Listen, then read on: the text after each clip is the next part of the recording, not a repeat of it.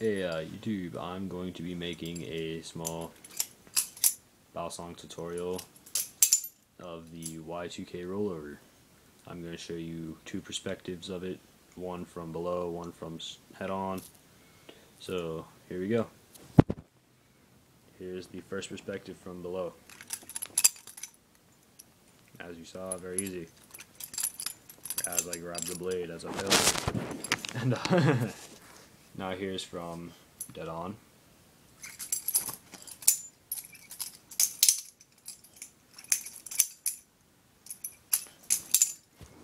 Now the way to do this is you take the safe handle, and you throw the bite handle around. It's going to wrap around your thumb. Grab the bite handle, flip the blade down, flip it back up. That's all it is. Here's one more look at it from dead on. I'm going to let you guys go. Peace out, YouTube.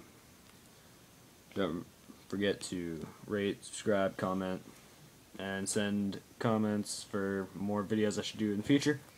I got guitars, ocarinas, knives. Let's go.